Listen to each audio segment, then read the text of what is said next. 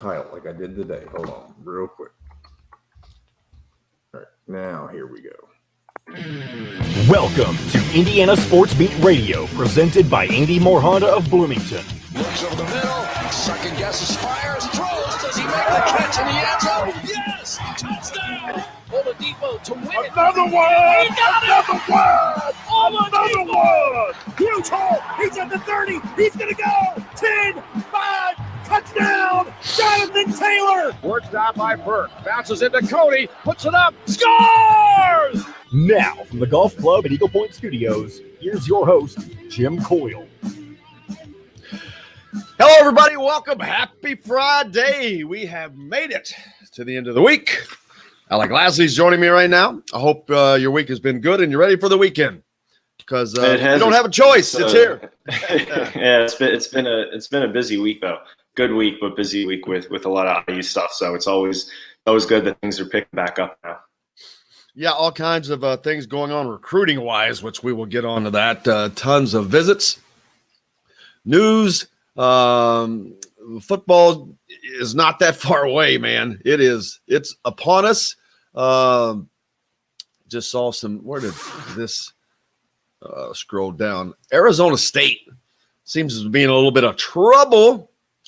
NCAA is investigating into NCAA state football in recruiting, may include paying for unofficial visits, which we all know is a no-no. So Arizona State absolutely knows, but the NCAA investigation into Arizona State's program could dive into whether coaches paid for recruits' expenses during unofficial visits. Sources told The Athletic that Arizona State covered some prospects' transportation. And stuff like this, how's the NCAA ever going to get to that? They're not dealing with the stuff from 2 years ago right now. So when stuff like this happens, I don't see how they even get to it or deal with it.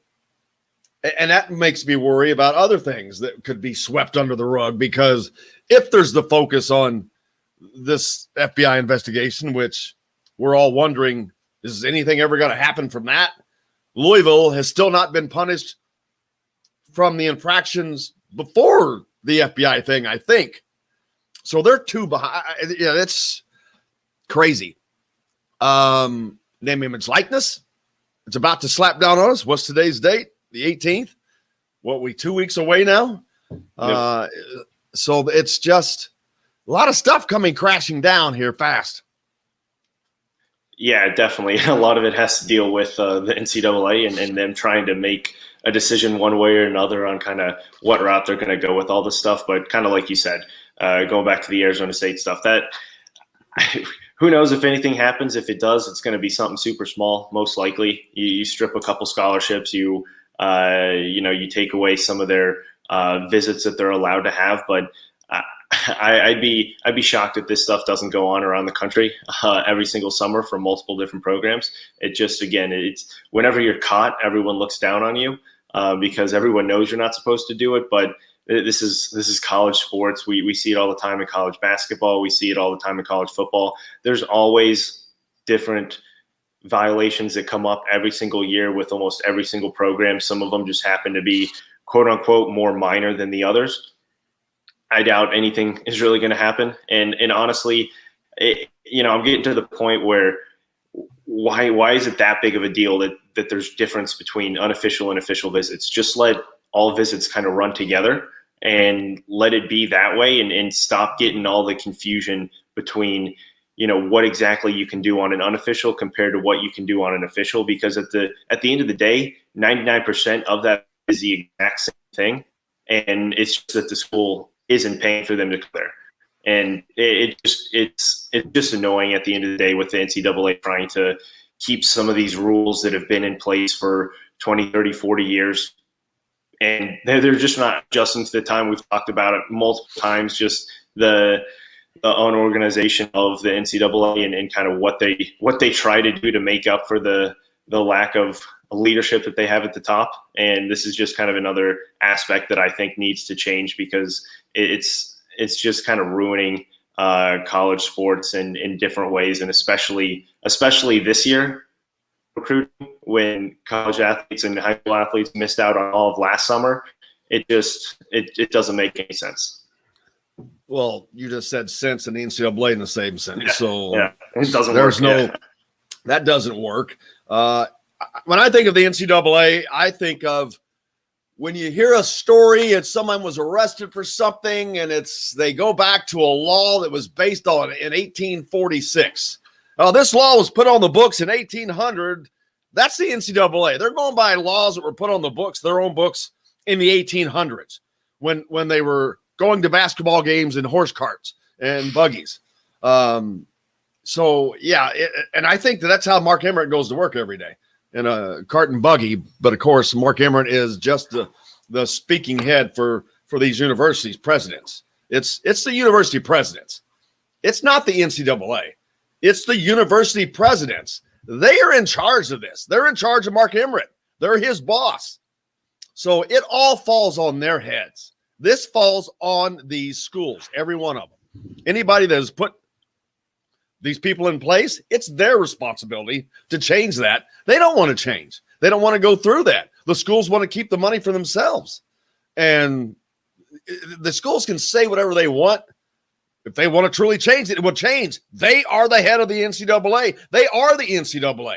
The NCAA does not even need to exist. So if they want to change, they can. Yeah, I doubt that's going to happen. You and I both know that. It's probably, if it does, it's a long ways out. They've talked about it here and there, but at the same time, you look what they did in the English Premier League with some of those teams trying to form their own kind of power league, and that lasted all of 48 hours. So at the same time, when all these universities want to look to do something else, they still feel a lot better and a lot, quote unquote, safer with the NCAA attached to them, because they don't want to go out on their own and be the first couple programs to actually do that. And then something happens and, they put themselves in a much greater world of hurt than they would be just sticking with all the other 350 some Division I programs. Olympic swimming trials going on, man. I watched some of that last night. Lily King is in on the 100. She is number one. And tonight, back at it in the 200, going against a rival, Annie Lazor. So see if Lily King, a ton. I don't even know how many, not just IU swimmers. There are a ton of swimmers from the state of Indiana that are going to the Olympics. There are multiple high schools that are sending kids. They're not in high school now, but Carmel's got a couple. They're seeing a couple other from the state. Yeah, I know there's a diver from Fishers who I think is going to be a freshman next year who's going to be in the Olympics too. Yeah. A freshman in high school? No. This is their last year in high school. Yes, they're going to be a freshman in college. Yeah. I someone from Noblesville, I think I heard, also made it in. So, man, not just a basketball state, not just a football state. Apparently, it's a swimming state. A lot of swimming. Of course, IU known for that as well. But that's Lily King tonight in the 200-meter breaststroke. So that's. See how that ends up. That's going to be a tough one for her. Her and Annie Lazor are really tight competitors, so we'll see how that goes. But Olympics are kind of fun to watch. They don't come around that often, so that helps. And then you always got some of the fun, different sports that you don't see a lot of. It'll be interesting to see how Lily King and these Indiana swimmers do. It's cool to see them competing on that world stage, but Lily King.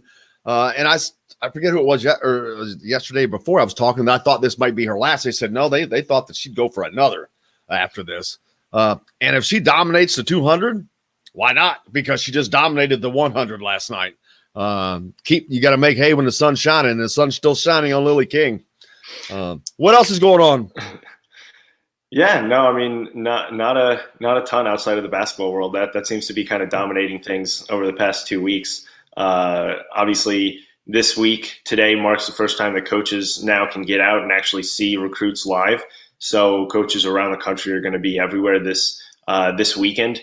then going into next weekend as well. And then you have a couple live evaluation periods at the end of July. So it's about that time where you're going to start to see recruiting pick up even more than it has over the last 2-3 weeks with visits. But you're also going to see a lot more offers out there, and you're probably going to start to see more commitments here as we get into the July period, just when guys are actually now being able to communicate with coaches, see coaches in person, get on campus, and then get recognized, obviously, in those live periods. So it's a very, very busy time for college coaches coming up over the next month and a half or so. Yeah, this is something that they have not been able to do for quite some time. Getting kids on campus, in the locker rooms, in assembly hall, in cook hall, I'd say it makes a difference, but at the same time, I think that that's just added to whatever, because ultimately they're coming to play for these coaches, for Mike Woodson and Indiana, not the locker room.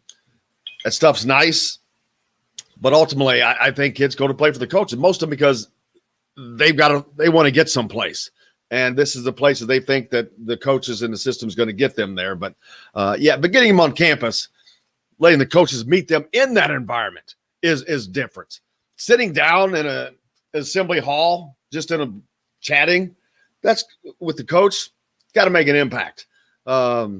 It's a historic place. So, but yeah, getting them here, the campus is an amazing place. So that is something that is gigantic for those that are really into their academics, because it is a great school, and not all campuses are as beautiful as IU. And that's just the truth. So that does help as well. Yeah, and over there's been 4 official visitors now, going back to Tamar Bates being that first one. The one thing all 4 have either said or kind of heard through the grapevine here is the facilities. The facilities are great, and they've all said that, all 4 of them. Even the unofficial visitors have mentioned just what it is inside Assembly Hall, what it is inside Cook Hall.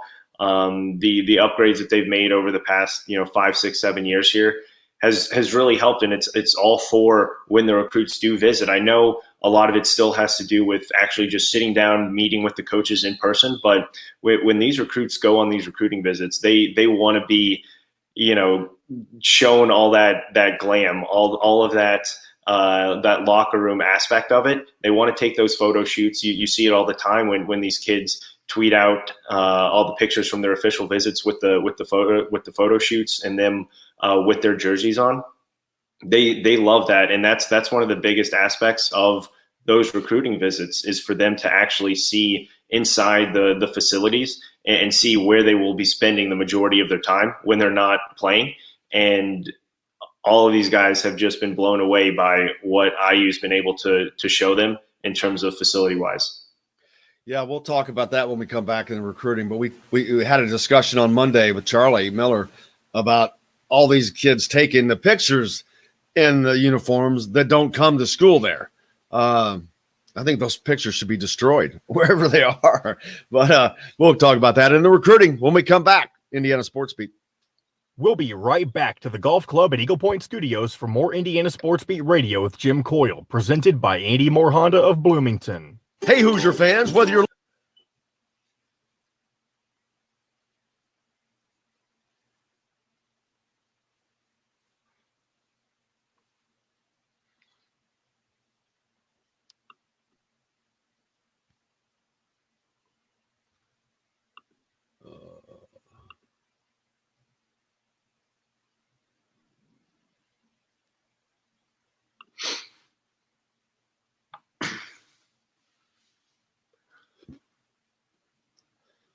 what else is new? Not a ton. Just enjoying being back in the Indy area. That's for sure. Is there you ought to go out and about. The Teagues have a place there, the factory. Yeah. The Gordons. Yep. No, there's a lot. Almost anywhere, everywhere across the state, or something.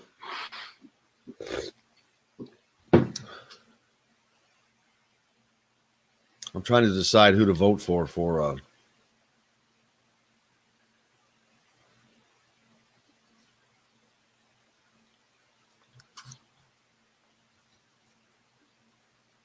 Board of Trustees.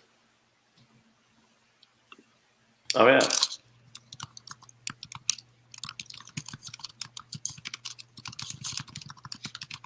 Have you done that?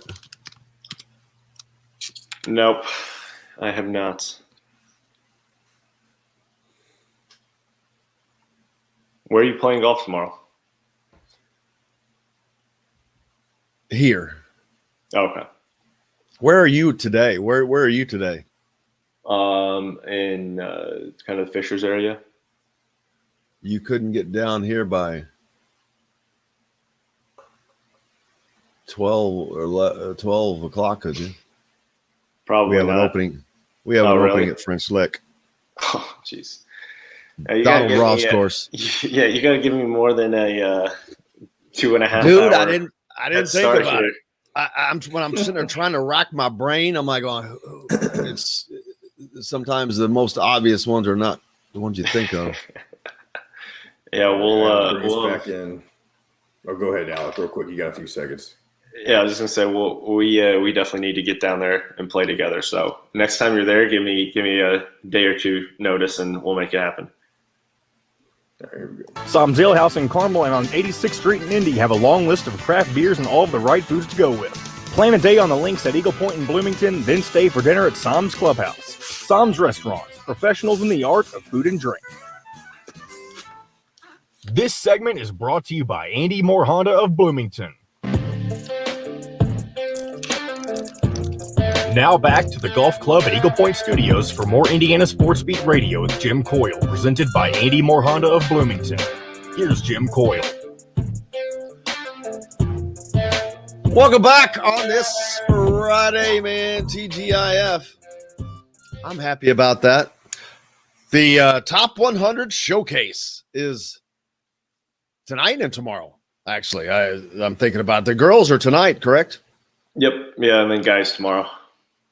The first time coaches are going to be able to go out and watch guys play, watch kids play, girls as well today, but watch players play, actually see them. And so they can sit behind the basket and make sure they've got their, their school stuff on so they can be seen. That's another advantage Indiana has now. They've got Mike Woodson. The coach can be seen out of a crowd now instead of having to look for him. Oh, yeah. There he is, standing right. Oh, he's standing up. Oh, yeah. No, he's sitting down. That's Mike Woodson sitting down. I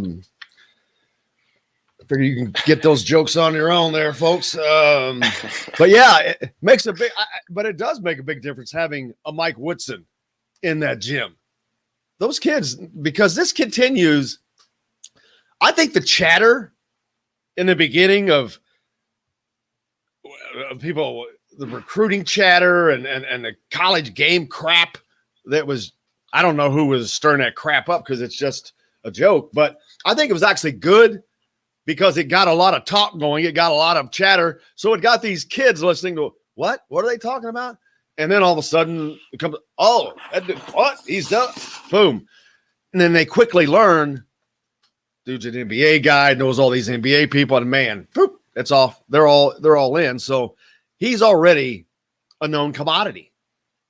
Even to these kids, I think, even to these kids who did not know who Mike Woodson was 4 months ago. My opinion. Oh, yeah. And I mean, most of these kids, if they didn't know all the specifics, they knew he was from the NBA. They knew he played and coached. They may not have known all the history behind his career, but if they didn't know it, their parents did or their coaches did, and they learned pretty quickly exactly kind of what he was all about.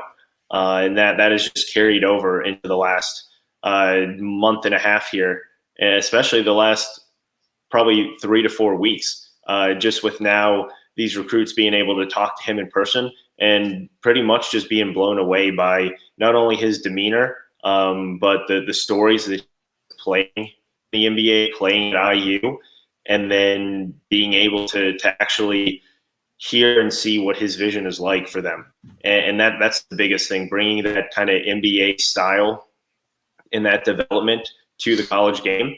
Obviously, you see it around the college game now with alumni coming back to their specific universities, especially with Juwan Howard and kind of what he's been able to do. And a lot of people are looking at Mike Woodson to kind of follow that same path. But I mean, you just see all the excitement around having an NBA level player and coach back at that university, and the development. Every single kid and every single coach that I talk to, they're just excited for the opportunity to be seen by someone who knows what it takes to get to the next level. And I think that's the biggest thing, is not only trusting now what he has to say in terms of where they have to get better, what they need to focus on, because he does know what it takes to get there. And just before, obviously the past staff didn't do a great job of developing players to get to the next level. So it was always, more difficult to preach that and make that pitch to a high level 5-star or even high 4-star player, or just any player around the country. And that's why I think you saw a lot of the struggles of going outside of the state for Archie Miller. But at this point, you look at what Mike Woodson's being able to do. Most of these guys that are getting on campus now are all out of the state of Indiana. And that's because they know of Mike Woodson. They know what he can do. And they know that he knows what it takes to get to the next level. And that's what a lot of these kids want to hear. And they're going to trust what he has to say because he knows how to get there. Exactly. I've talked about that. That was one of the gigantic failures of Archie Miller. Could not land. No one's going to come play for him outside of the state because Indiana didn't mean anything to them.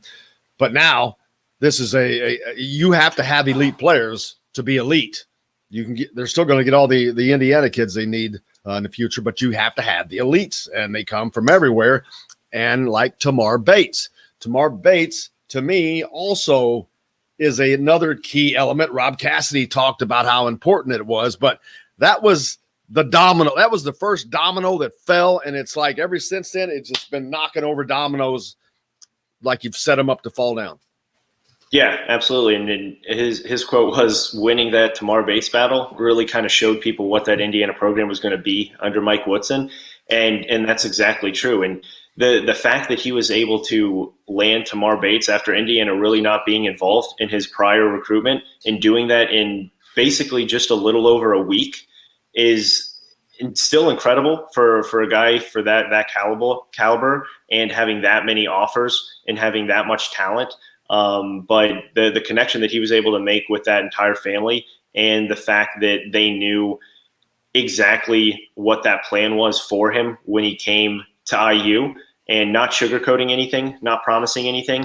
You hear it all the time from players not wanting to be recruited over, but at the same time to be pushed. And that's exactly what's told Tamar Bates. And ever since then, you just see all these kids wanting to be part of the program, and these kids taking unofficial visits to Indiana without even holding an offer yet. And that just speaks a lot of what the staff has been able to do in such a short period of time. Yeah, I saw somebody post something similar to this yesterday. Van says, should have gotten Mike Woodson after Mike Davis left. Yeah, there's a lot of should haves they should have done on the coaching hiring at Indiana, but that's for sure. It's what it's taken. Well, this is what it's taken to get back to where they're trying to get back to. But do you know why? Because there was a mandate to get away from where they were. They were mandated by the school administrators to get away from the Bob Knight thing, the Bob Knight people, all that. That was mandated by Indiana University. So the reason they're here is because of Indiana University. Don't lose that. But they're back to getting that where. They're not back yet, but I don't think it's going to be I think this is not a turnaround. This is not a rebuild. I don't know that there's really any more rebuilds. There will be any more rebuilds. With the transfer portal, it's almost no such thing now. You can call it a rebuild, but you can go into any place, anywhere now, and the transfer portal is the grocery store of athletes. You can go in aisle 5. Hey man, I need a 6'6" tight end. That's down on aisle 6. All right, hey, I need a 6'10" center. That's down there. That's in the back in the dairy section. It's basically going to the grocery store. You get what you need, and you build your teams. And they're quite capable of doing that. And when you have successful programs, that's going to be even more. You're going to have even more people wanting to come there that are polished. So that's going to be that high school balance of getting a high school kid, developing that talent, or just plucking someone that's already ready to go. Yeah, and I think you're going to see a lot shorter of a leash on coaches now across college basketball because of what you just said. There's really you're not going to have to give coaches 3, 4, 5 years to now try to build their system and build their program because of the transfer portal. You can go in and get someone who's played 3, 4 years of college basketball and plug them into your system or just your team and expect them to perform at the highest level. And you don't have to wait for a freshman to come along and reach that junior year where they should be contributing. So I think you're going to see a very big shift also in just how programs deal with coaches and deal with a couple losing seasons, just because I think you're going to lose the majority of teams if they're not a very, very good program. And I say program by, what goes on not only off the court, but also with the alumni base and the fan base. But if you look at the programs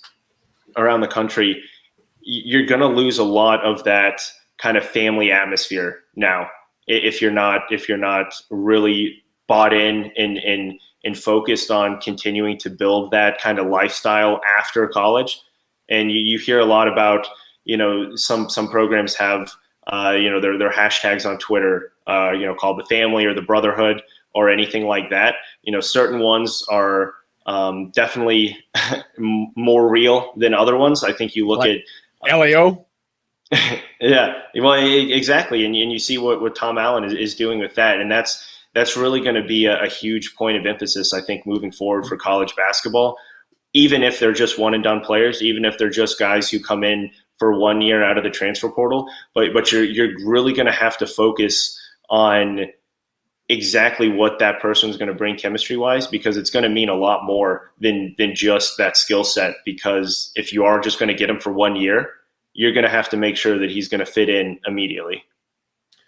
Romeo Langford comes to mind. Not that he couldn't have been made to do a better job with had it been someone different, but I think Archie did not use Romeo. And I think that's a great example of having a talent like that and not using it to the full extent. But yeah, the team, it has to be the team still. The team has to be cohesive. You're absolutely right. You can bring in someone that doesn't fit. Tom Allen talks about that all the time.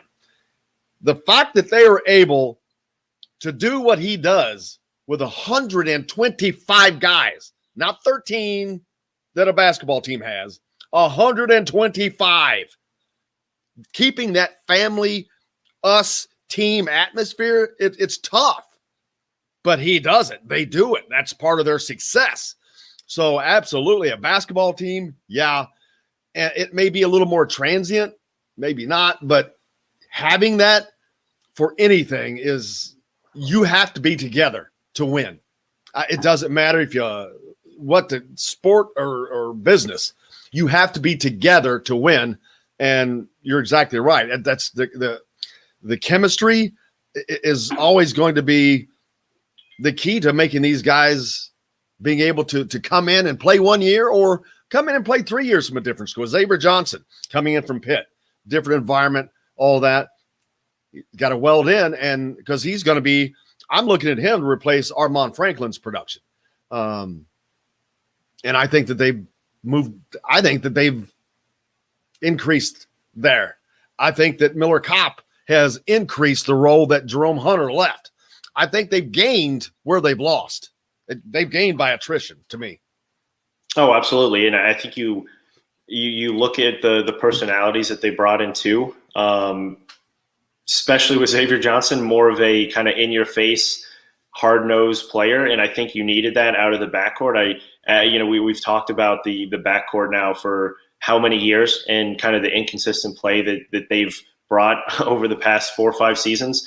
And as much as I do think Rob Finney is going to benefit a lot from the kind of revamped backcourt and the style of play that Mike Woodson's going to bring, he's not shown yet in 3 seasons that he's going to get in your face. He's going to argue with anyone. He's going to push people. You just need more of a chip in that toughness in the backcourt, and that's a tough guy. Yeah, and that's exactly what you get with Xavier Johnson. Outside of his scoring and playmaking, right? And I think that's the biggest thing that they lacked just in the past 4 or 5 years, is just someone to get in your face and pull your jersey in practice and say, let's get your head on straight and keep moving forward. But yeah, overall, I mean, the talent upgrade from 1 to 13 is significant, and I think that's even an understatement from what it was last year. From the stars that you have at the top of the rotation to now even the guys who are going to be fighting for playing time. I mean, you look at Trey Galloway or an Anthony Leal or even a Logan Duncombe. I mean, those are all 4-star players out of high school. Obviously, Indiana Mr. Basketball with Anthony Leal too. And you look at now, they may not get a lot of playing time just because of the talent and the depth from 1 to 13. If Anthony Leal is on this team in another season, it's just because he wants to stay here. I don't see, and I don't mean this. I'm just being honest, as we always are. Anthony Leal does not have the talent to stay on this team. He could have stayed on an Archie Miller team because Archie is not going to have a lot of talent on that team. He will not. He can stay on this team.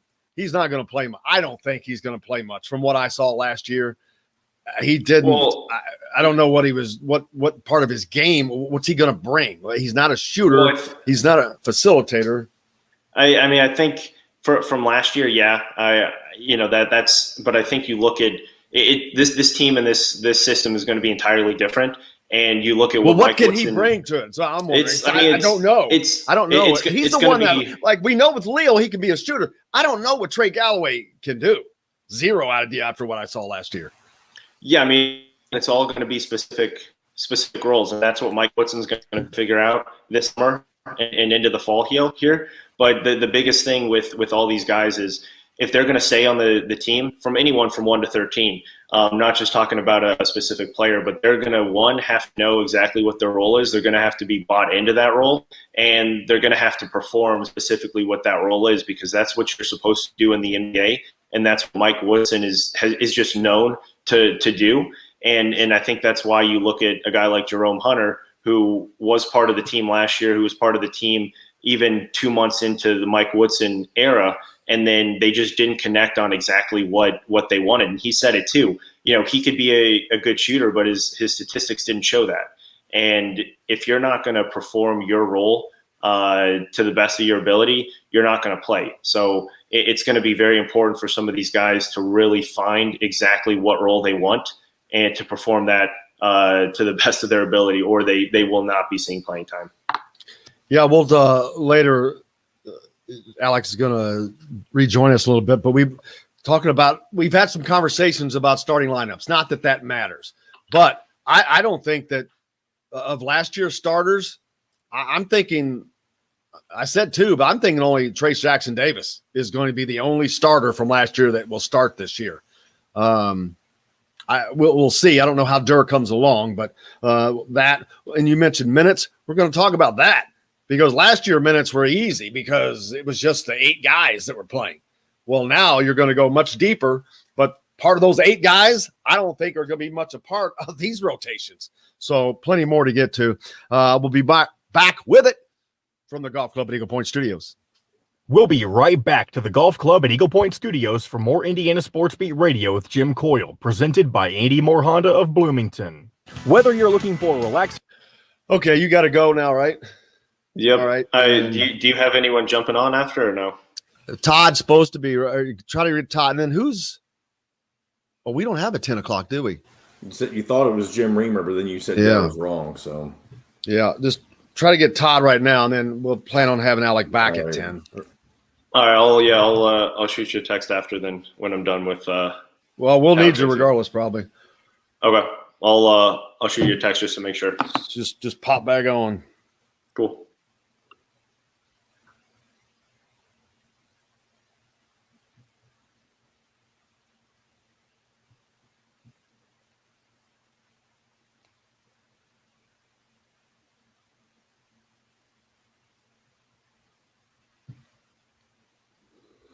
All right. I sent a message to Todd if he's able to join right now.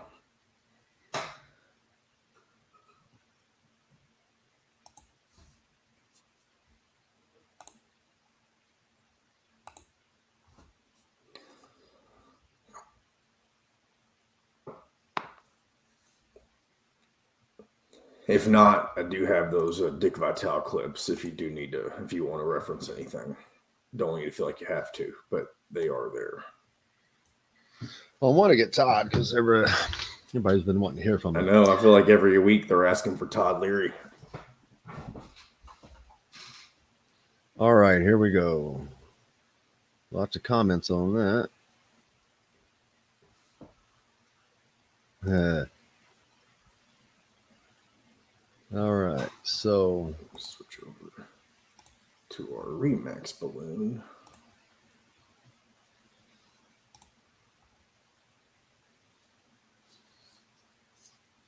Well, he's going to have to work for that shot and hit that shot.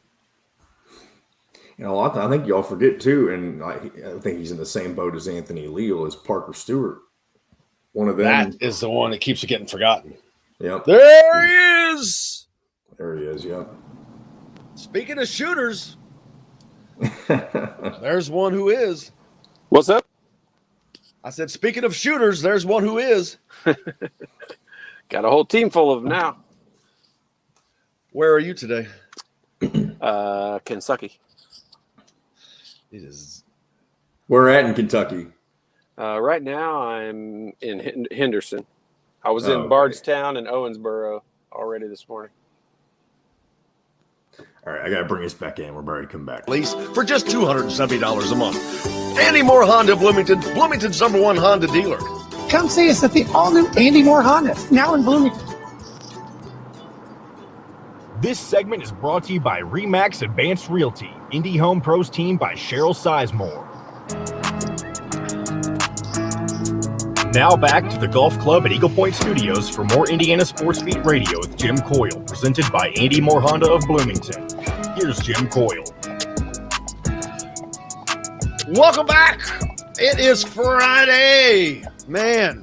And what better present to have on a Friday than Todd Leary to get us going for the weekend. How's it going, man? Man, it's going great. How you doing?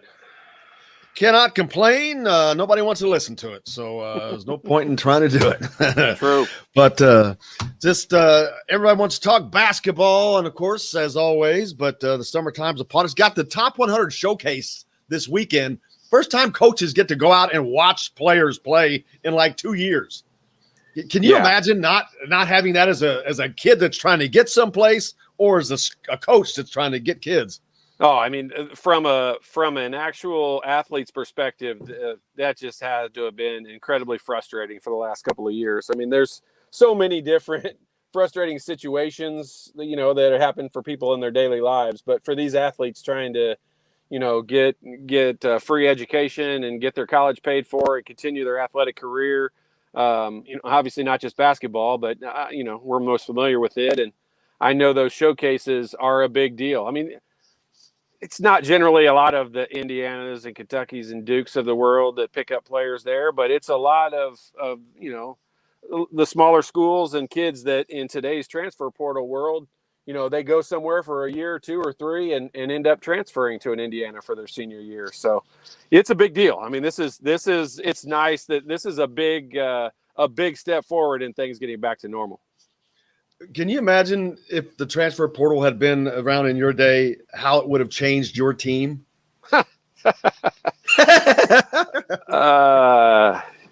You know what? We all would have pissed our pants before we would have transferred out of there. Like, we were too scared to transfer out of there.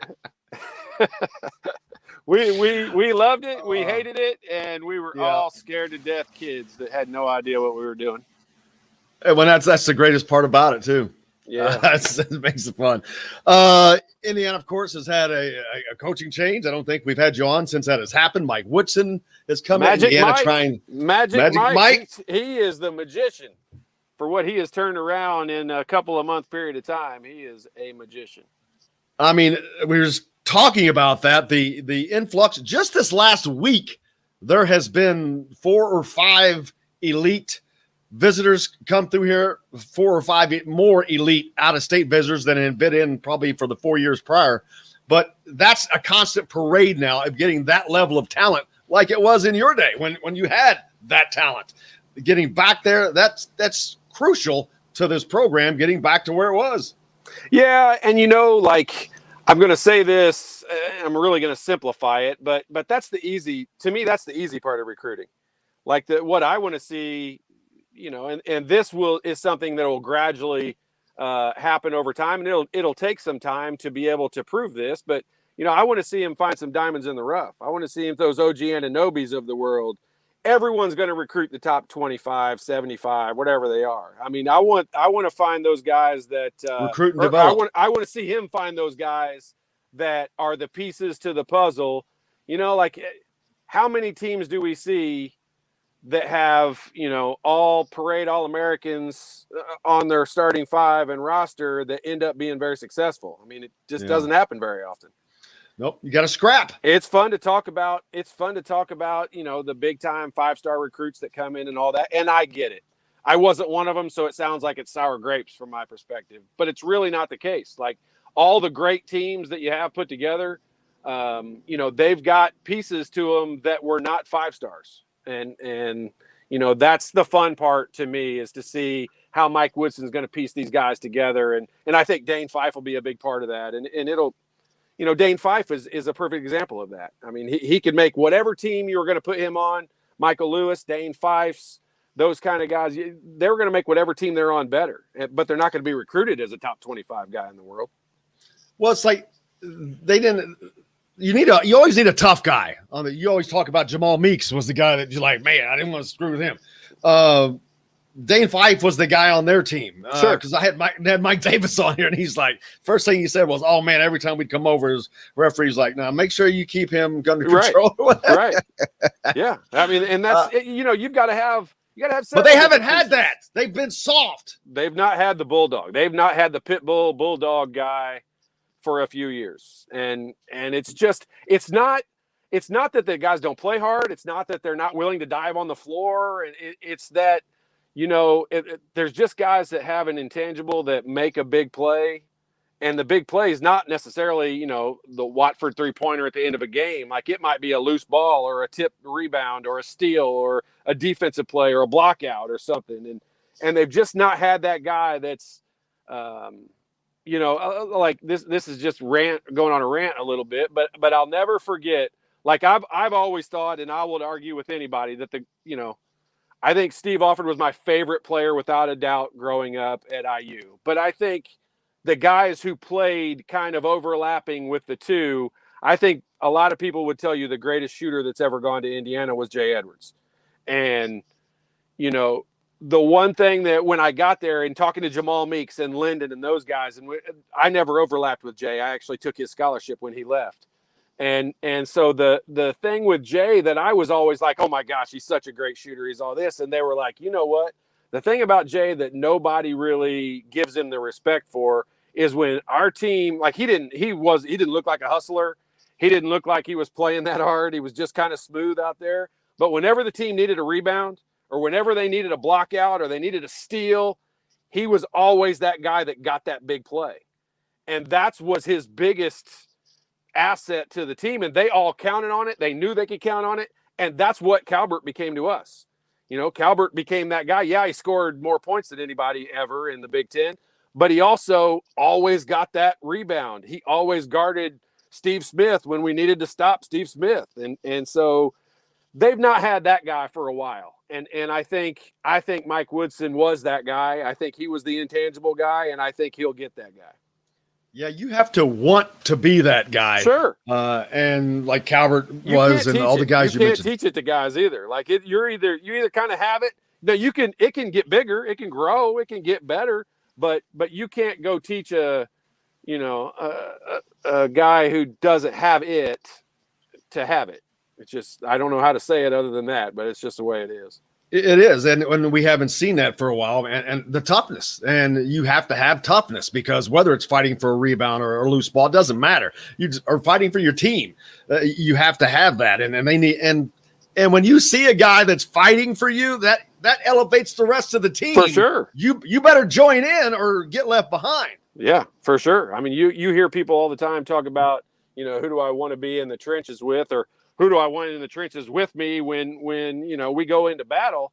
And, it's not because you're going to go hide behind somebody. It's because you're going to fight just as hard for him as he's going to fight for you. And when you've got guys that when you're battling for more than just yourself and more than just your numbers, whether it's rebounds or points or minutes or whatever it is, when you're battling to win a game or to do whatever it takes to win a game, that's when you've got a team that's got a chance at being special. And I just don't think the teams over the last few years, I'm not blaming any particular players I'm just saying in general, the team has not had that, we're all in it together, we'll fight to win no matter what attitude. Definitely was no LEO going on the basketball side. Not a lot of Leo. Not Not a lot of Leo.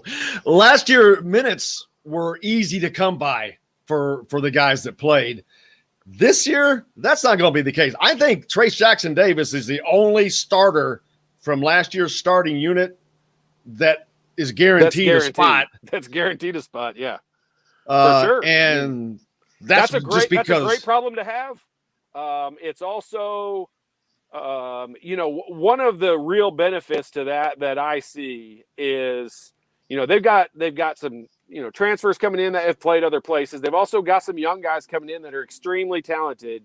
I love the fact that the guys who are going to be fighting for their old, if not starting positions, a lot of minute positions, are veteran guys that have been in the program for a few years, because they will teach these guys something. I've told this story on the show a zillion times, but it relates to so many different aspects. Is when our group came in and our 7-man recruiting class came in, we had McDonald's All-Americans. We had what ended up being the leading scorer in the Big Ten of all time. We had everything you could want. We had Lawrence Funderburk, who was rated in the top 5 in the nation. We had everything you could want. And we walked in and played 5-on-5 the very first day of practice against what we thought was a kind of a joke in, Lyndon Jones, Jamal Meeks, and Eric Anderson. I mean, he was freshman of the year before that. So, we had some respect for him. But Jeff Oliphant, guys who we expected to walk in there and destroy, and we lost by 30 in a scrimmage the very first day. And that taught us a lesson that, okay, it's not just how good you are. You got to know how to play. And these guys know the system. And the system worked. And that to us was a big deal. I'm a big believer in, you don't have to be a great player to be able to kind of role model and teach guys how to play. And that's why certain coaches are better than other coaches, in my opinion. All that goes along with playing in the program, you haven't had that. It's been so diced up, and you've had coaching changes, so there's been that, and it's gotten away from that. Fortunately, when you had Coach Knight for a long time, that was continuity of the guys just year after year able to do that, and that's been disrupted, and hopefully they can get back to that, because that's – you would know more than anybody how important it is to have that veteran say, all right, man, this is how it really is. This is what you're going to be expecting. Otherwise you're going in blindfolded. And I'll tell you this, when we came in, so 7 of us came in as freshmen, and, these guys, a lot of us, mainly them, ended up playing a whole lot of minutes in that year. And I'm going to tell you, the coaching staff, all the way, especially Coach Knight. He hunts and fishes all summer long. But, even the assistant coaches, they had very, very, very little to do with us in that whole first summer. It was the players that were there before that taught us what was expected and what you had to do and how hard you play. Like, we would go for scrimmages. We had a scrimmage 4 days a week at like 5 o'clock at night. And, we're showing up there to scrimmage. You think you roll the balls out, pick 5-on-5 and start playing. Oh no, we were doing drills and denying the wing and all kinds of stuff. And there was no coaches anywhere in sight. Like, it was just players saying, this is what you're going to have to be able to do. And, it a lot of the leadership, is learned and passed down from the older guys. And, when you've got good older guys, I think Trace Jackson Davis is going to be just a gigantic part of these young guys getting acclimated very quickly, because he's had 2 great years. I wish I knew what Mike Woodson, I almost called him Magic Mike again, what Mike Woodson said to all of these guys. I'd have loved to have been a fly on the wall to hear what he said to get these guys to stay and get these guys to come honest. back. I do honest too. I'm just saying, like, it had to be as genuine and as straightforward as you can get, because I think with Trace Jackson Davis, he told him, you have to develop a shot. You have to develop your offhand. He's actually come out and said that. Said, dude, I know you want to get to the next level, and I can help you with that, but this is what you got to do. And he knows it's true. I mean, it is true. But that same statement would have been made by Mike Krzyzewski and John Calipari and everybody else. I mean, he's got he has something in his personality or some the connection delivered. Yeah. The way he delivered the message across to these guys, they bought in real quickly. Otherwise, Jim, this season was getting ready to be a train wreck. Oh, it was getting ready to be that's why what Tom Crean's about to have in Georgia. He pulled this thing out of – I mean, if you would have told us that on June 18th we were going to be this excited about the season that's coming up. How many kids were in the portal at that time? Oh, my gosh. Like – things have just worked out the way they're supposed to right now, and boy, it's a lot better feeling I thought we were going to have. Yeah, I mean, he is just they know that in talking to him, he can tell them the truth, but when he says it, they know that he can back it up because he's been there, he's done that. His name's on the wall, so they know what he's saying is true, and there's no reason for him to lie to them. He wants to win. Well, there's not been anyone at Indiana, and this goes to Coach Knight as well, but there's not been anyone that's been a coach at Indiana that has sold on I think Tom Crean probably tried to do it as much as anybody because of the Dwayne Wade situation, but really sold the kids on the fact of, I will get you to the next level. And, I mean, that's Mike Woodson's whole background. It's his alma mater for sure, but after that, it's all NBA. And so that is what recruiting is nowadays. I don't care if you're Jordan Holes or Todd Leary or OG Anunoby or, Dwayne Wade or the best kids in the country right now. It doesn't matter. Like, they want to hear, I can get you to the next level, whatever level that's going to be for them. Mike Woodson knows that recipe, and that's his background. And he could pick up the phone and call 12 GMs right now and get them to talk to these guys. And that's a big deal. And that's what people are going to get used to quickly. I don't know. Everybody is wanting to make predictions. I'm like, well, first of all, that's dumb because Mike Woodson is just now learning what he has. He's only had them in there together like a week or so and a half. So it's going to take them 2 months to find out how long is it going to take? You've got one group of kids who are coming in with a brand new coach, and the other group are just mainly new freshmen or some transfers, but everybody's dealing with a new coach and a new system at the same time. So that's I'm telling you straight up, my expectation is top 3 in the Big Ten. I've said top 4. I'm jumping on with every other IU fanboy that there is. My expectation level for this team, you set down roster for roster. I don't care that I don't care about Mike Woodson's coaching record. I know what he knows. I know, at least I know the minimum of what he knows and what he's learned in his career. And I'm going to tell you, my expectation level is high. I'm not saying that, to put undue pressure on anybody or whatever. I honestly think that's where they're going to be. I think they're going to be right there. I've said top 4, and I just didn't want to be too crazy because I don't know what everybody else has. And Michigan's going to be strong. I don't know what Illinois is going to do. I don't know what Purdue is going to do with. I think they're going to be a good team, but I still don't know that Purdue is going to be a national contender. Purdue's got a great problem for Purdue to have, but it's a problem Purdue's not had in a long, long time. And it's a lot the same of what Indiana has. In that talent. they got a ton of talent. They got a ton of guys that played a lot of minutes last year, and they got a bunch of guys coming in that are expecting to play right away. And I'm sure have been promised they would probably play right away. And so that's not a situation Purdue normally has. And I'm not saying that to rip Purdue. I'm just saying this will be a different scenario coaching for Matt Painter and those guys at Purdue, and it's a great problem to have. But nobody's going to complain about that. And it also is going to change the recruiting. He's had a recruiting advantage the last 4 years that he is going to lose, even though he is the veteran, been here for 14 years or whatever now. I think that he will lose that advantage that he gained once Mike Woodson gets a hold. It won't take long. Yeah, but I mean, what's Mike Woodson recruiting in the state of Indiana? Yeah, it's not that. And I've talked about that. Indiana's more of a national brand product school, and that's why you don't see that many. Unless you're 7'11", you're not going to Purdue from California. I mean, they have some knack for bringing in 7'9" guys. Yeah, Edie's from Canada, so he's not even American. So they're bringing in un-Americans. No, I'm kidding.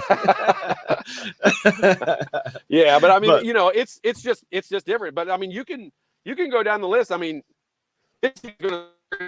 Michigan's always going to scare you, and here's where I'm excited about that.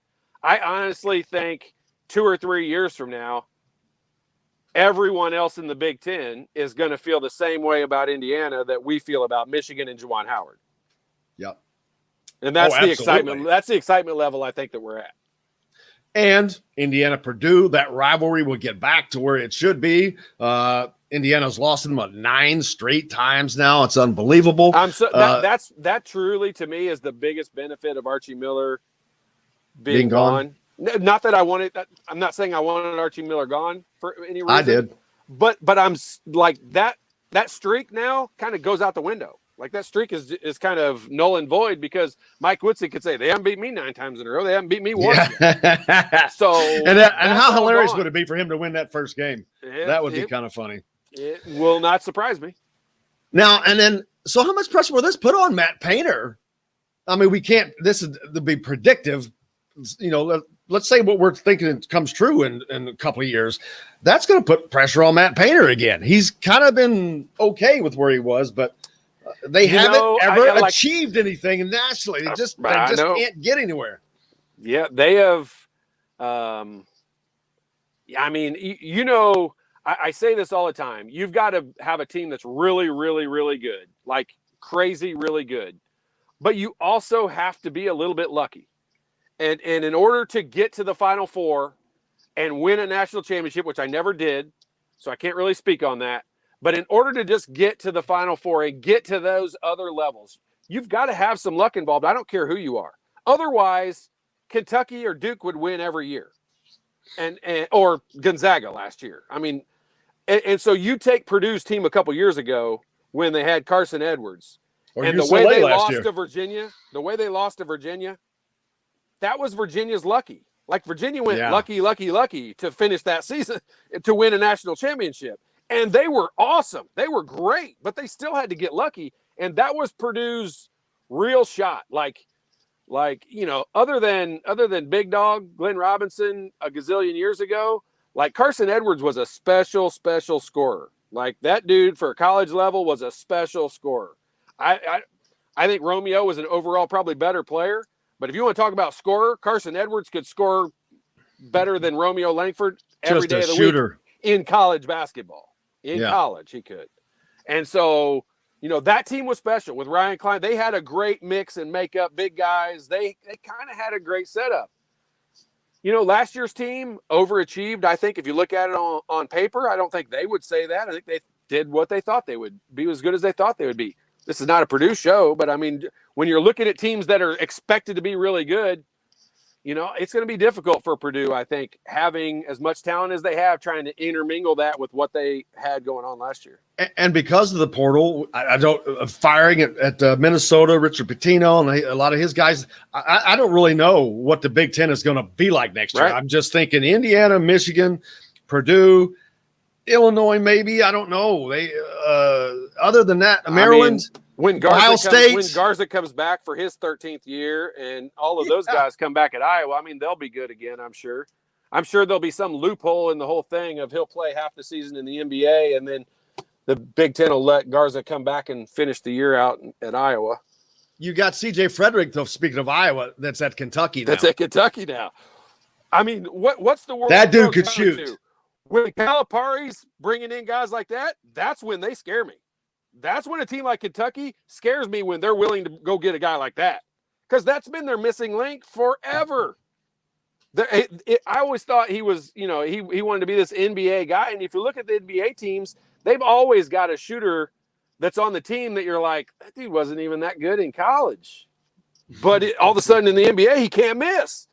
And all of a sudden, Kentucky's got one of them.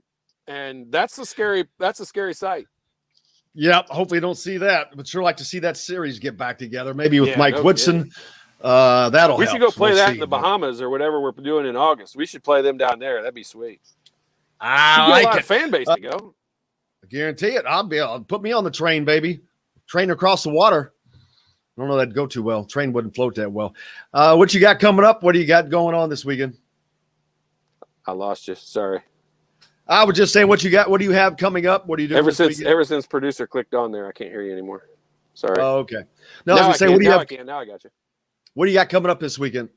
Oh, well, the sun is going to be shining, so I'm pretty sure there'll be some golf balls hit. Sunday, I'm sure we'll have a Leary boy foursome out on the golf course somewhere. Cool. How about you? Looking for probably about the same. Try to do a little relaxation. Got the showcase tomorrow night. I'll be heading up for that. Where is it? To watch that? That is at Ben Davis High School, I believe. Got it. House that Randy built.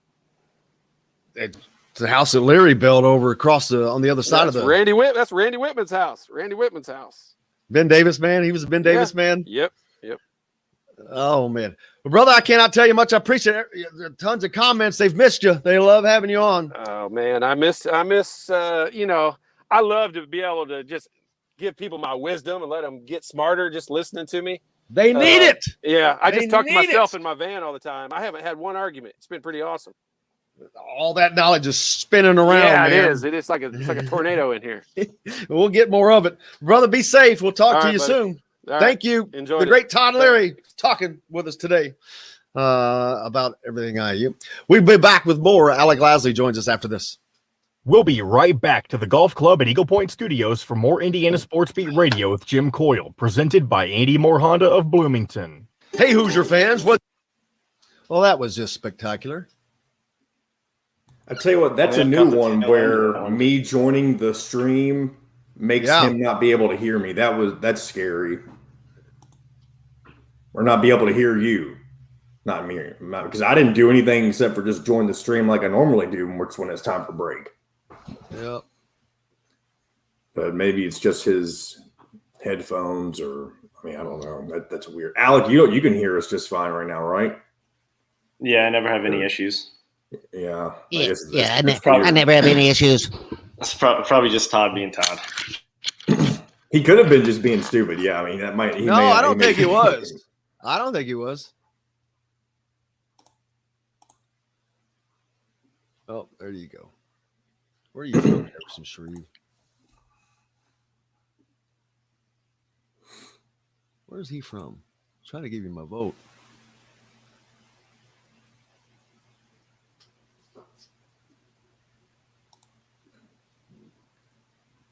I'll tell you what, Jim, and I don't know if you've been paying attention to the views, but we broke 50 during that Todd Leary segment. We haven't had that in a while.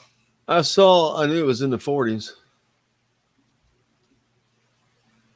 I don't know if that was a coincidence or what, but No, it's not a coincidence, I assure you. that's what I figured, but why not throw that out there? I have voted for the Indiana Board of Trustees election.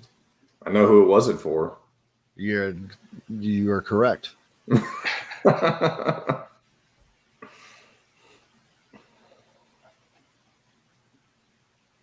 I tell you I got a message from that person? You told me earlier in the week. I don't know if it's the same message or if it was a different one. Did I tell you my response? Yeah. You gave me his response after the show one day. Well, my response? Your response. You read it as you were sending it. Yeah. Oh, okay. Happy birthday, IU football alum Kenny Mullen. What? Who's he? Mark Murphy. I remember Mark Murphy. That was back at the beginning of the Kevin Wilson days. You ever notice when they do the happy birthday things, you don't see those on the football? It's always basketball players or coaches. They do them on the football. They do them side. football. Oh, I thought it was IU that did them. Never mind, bad. All right, I'm bringing us back in. In seafood, Sam's Ale House in Carmel and on 86th Street in Indy have a long list of craft beers and all of the right foods to go with. Plan a day on the links at Eagle Point in Bloomington, then stay for dinner at Sam's Clubhouse. Sam's Restaurants, professionals in the art of food and drink. This segment is brought to you by Bubba's 33 in Clarksville. Pizza, burgers, beer. Now back to the Golf Club at Eagle Point Studios for more Indiana Sports Beat Radio with Jim Coyle, presented by Andy Moore Honda of Bloomington. Here's Jim Coyle. Happy Friday! TGIF. Alec Lasley's back from thehoosier.com. Just had a great time with Todd. Hadn't been able to get him on for a while.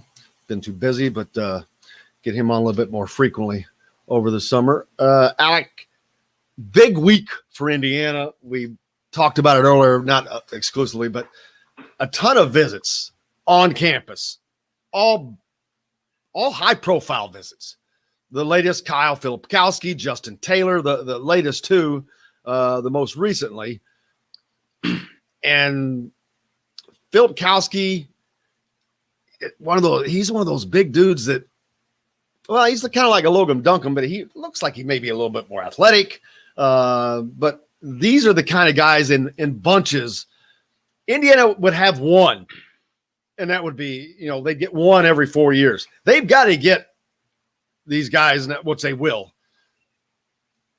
consistently. And this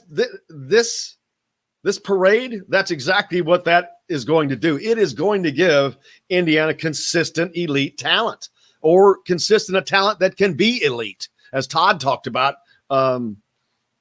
developing. I notice I'm using my hands all over the place again. I get a lot of people telling me about that. I'm a hand talker. But, yeah, it's just – and then we're going to talk about these pictures. All the tons of pictures. Now, I know you want to talk about that. All right. So, but what about when these guys go other places? And they've got all these, or the IU locker room, the IU jerseys on and stuff. I mean, they should hold those until they commit. Take pictures of your visit. Hold the uniform pictures until you commit or not. My thought. Yeah, I mean, you're a different generation. You're a different generation. Let's hear I want to hear, but I want to hear the thoughts behind it. Yeah, that's the thing. I think, again, you have to remember what you were like when you were 16, 17, 18 years old. Thought about things a lot differently, but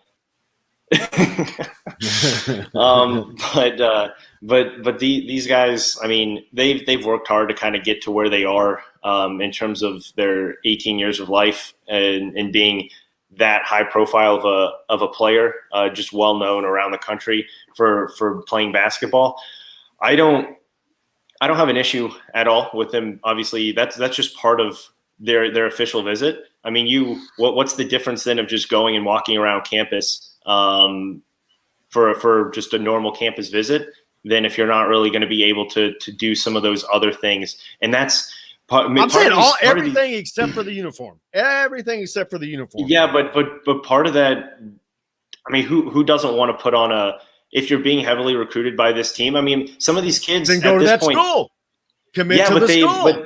But a lot more goes into it than just putting on a uniform or a conversation with the coach. A lot of these kids don't even know where they want to go until all these visits or until months after.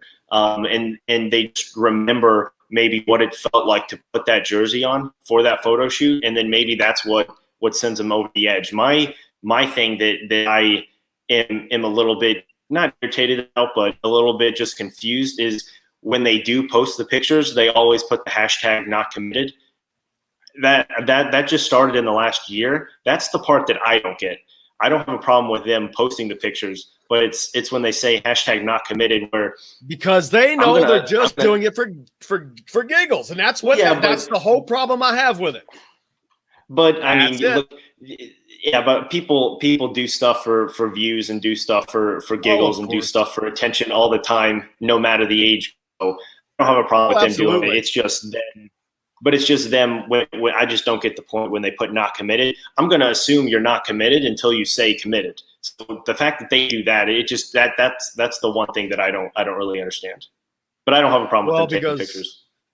Oh, because we're in an age that you have to put out a warning label. Do not put hand in fire. It will burn you. We have to have labels for stuff like that these days. So unfortunately, yeah, they have to. Otherwise, oh my God, did he commit? Did he commit? You'll have 50. And then with social media, then you've got 1,000 people going wild saying, oh, he committed. But that's unfortunate. But yeah, it's the least of all concerns. I can promise you that. It's just something fun to talk about. But getting back to the important stuff, the visits just this week alone, the importance of having those guys on campus, but then that also is seen by all these other guys. There's only so much room. And I've seen now they don't know what they're going to need for next year. Mike Woodson has no idea what he's going to need for 22, 23 or whatever. I'm getting ahead of myself. Yep. The following season yet, because you're going to have to replace Trey Saxon Davis. He's not going to stay another year. Other than that, no idea. Is Tamar Bates a one and done? Do you think? Yeah, I mean, I don't think so. But I think so. Other than that, I'm like, on who else is Rob Finney maybe because he's going to be a senior. But other than that, there's no one else that's ready to leave. I think other than if you're not a senior. Yeah, I mean, I think you look at the four other guys: Rob Finney, Race Thompson, Xavier Johnson, Miller Kopp, and then Michael Durr. Those are five who got that extra year back. They would all be seniors this year. And so you're not going to get all five of those to stay. I think maybe you get two of those to stay. So I think with Indiana, you'll probably have 2 to 3 spots to fill going in. That's going to be a senior? Yeah. Well, again, with the COVID year, everyone gets that extra year back. Yeah. So everyone gets that extra year back. But I did not realize he was going to be a senior, man. So, I mean, you still have all those guys still have the option to obviously play this year and next. I don't see that happening, especially with a guy like Race Thompson who's already redshirted a year. So that would be his sixth year if he were to play another year after this one too, and 6th and 7th year. So I just think, I just think you're going to see probably 2 to 3 spots available for Indiana, and that includes that takes into effect what they are with season done. So I think 3 extra spots is kind of what you can be looking at for next year. It just seems like the 2022 offers that have been out there, it's like guard heavy. I mean, you look at it and you have a good mix, I would say. And I think you look at what Mike Woodson wants to do, and that's play a lot more guards, play quicker, play faster, and you need more playmakers with that option. But then you also look at kind of what they have. And again, we don't know what Rob Finney is going to do. We don't know what Tamar Bates exactly is going to do. I don't think a lot of people expect him to stay longer than 2 seasons. And then Xavier Johnson, you at least have 1 season, but you don't know what's going to happen after that. Then still on the perimeter, I mean, who knows? We talked about you're going to just see a lot more transfers across all college basketball just every single year. So who knows what happens with a already guard-heavy team, Miller Kopp, who can play out on the wing. You just have a lot more to lose from that backcourt if you don't over-recruit at that position. You look at all the really successful teams in college basketball, and it's all guard-heavy. So you need depth in the backcourt. That's what they have, and that's what you're going to see, just combo guards who can play maybe 1, 2, and 3, as opposed to just the point guard or just the 2 or just a perimeter player. Rob Filikowski is just, again, like I said, a big guy, but he's a talented kid. He's ranked in the top 60, Rivals top 60. Yep. Both him and Justin Taylor, yeah, both top 60 guys, both obviously on their visits together. But I think he's the one guy that Indiana fans look at and they really want him. And he can do everything. He can shoot from 3-point. I mean, That's Indiana's never had a guy with that size that can shoot from outside, that can do all of those things. Well, and one thing that when I talked to him after the Indiana offer was the one thing that he really liked was when Mike Woodson showed him film on some of these guys he coached in New York for the Knicks. One guy that he showed him was Julius Randle, a guy who can this year, not from years past, but from this season. Obviously, we know what Julius Randle did in the NBA this year, which was an absolute breakout year, an all-NBA caliber player, which he was named to the second team. So you're looking at that skill set of a guy who can play in the post, shoot threes, dribble, basically be a playmaker from that kind of stretch four position. And I think that fits Filipowski exactly the right way. And that's a guy that Indiana has. I don't know if they've ever had anyone who can do that from that position. And that's just one thing that I think a lot of fans are kind of drooling over, that skill set and what he can do. Well, I'm trying to think back when Indiana has had guys that can just shoot from the outside. It's been a while since they've had guys that could just knock down shots. Taylor, another wing. You've already got Kopp and guys on the perimeter that can shoot. But I'm just thinking of how exciting for the fans it's going to be this year. There are a lot of guys on that team that can shoot the ball now. That was not the case last year. That's going to open things up, whether it's Race Thompson or Trace Jackson-Davis or Durr or whomever. Now you're opening the middle up. Then you've got guys that can slash to the rim that they didn't really have a great possession of last year.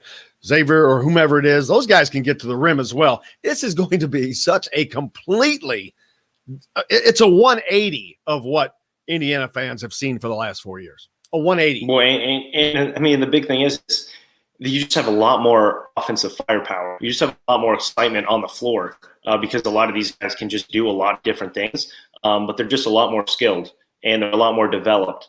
And that's the biggest thing. There's so many guys who can do so many things that they're not going to be pigeonholed into just kind of throwing the ball down low to Trace Jackson-Davis or Race Thompson or just do an ISO for Armand Franklin late in the game, which we saw at times last year. And you just have so many more options, so many more weapons that it just puts so much more pressure on a defense that Indiana hasn't had to do and defenses haven't had to prepare for in so long. And I then wouldn't say Phil. Go ahead. I was looking at the Jared Jeffries comment down at the bottom there.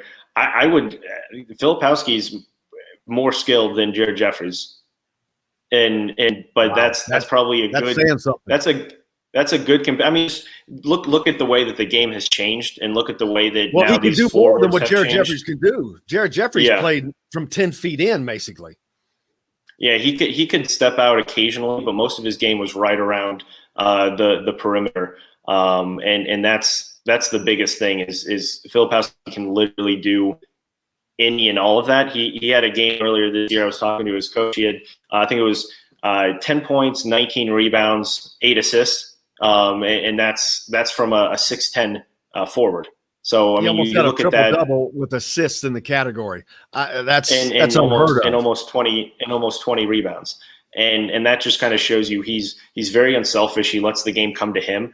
He doesn't force a lot, but he knows how to pick his spots. And when you have a guy who is that skilled at that position and that athletic, who can do a lot of different things, that's probably the most dangerous spot, is when you have a guy who knows he can do all of it but doesn't force anything. And that's why I think so many people are just so excited about his game. Any talk of when he will be making a decision on where he's going? Yeah, so I spoke to his coach yesterday. He actually pushed back his Iowa visit. That was scheduled for yesterday and today. He pushed that back. There's no definite date on that. He's still going to visit Duke at the end of the month, and then kind of go from there. But at that point, I think you look at Indiana and Duke as probably the two above the rest in his recruitment. It'll be interesting to see what his timeline is like after that Duke visit. If he decides to commit pretty soon after that, I think it's going to be a Duke lean. But if he goes into the fall and still hasn't made a decision, I think that helps Indiana a lot. But I mean, I think Indiana is definitely one of the teams right up there alongside Duke for him. It's going to be interesting to see the effects of the retirement of Coach Mike Krzyzewski on Duke's program. Yep. Because, Duke is Duke, but kids go to play for coaches. They, unless they're from a state where it means a lot, they don't go to play for that a lot. They go to play for that coach. And I think that's going to have an impact. Of course, it's going to have some impact. We don't know how much, but this could be enough to where where both Indiana and Duke will have rookie head coaches. You got one guy who has spent his career in the NBA where Phil Kalpsky is trying to get to. So I think Indiana could have an advantage at that point if it comes down to that. Yeah, that's why I think that Duke official visit is going to mean a lot, because you're not only going to have obviously Mike Krzyzewski, who's still the head coach, but he's not going to be the one leading that recruitment anymore, and that's going to be John Shire and a guy John who has Shire was probably leading the recruitment to begin with. I'd say by now Mike Krzyzewski was just how you doing? Well, yeah, but in terms of as a head there. coach who would, but as a head coach, that's that weird kind of transition that I think you look at the two ways that North Carolina and Duke did it, and I think that's going to help Carolina out a lot more. It already has in the recruiting front. Their first official visitor, Will Shaver, committed right on the spot the very first day that they could have any official visitors on June 1st. They already got a 2022 commit, and they are just rolling in the official visits. I think you're going to see a little bit of a different aspect when it comes to Duke, just because you're still going to have that kind of weird vibe of Mike Krzyzewski is still the head coach for this year.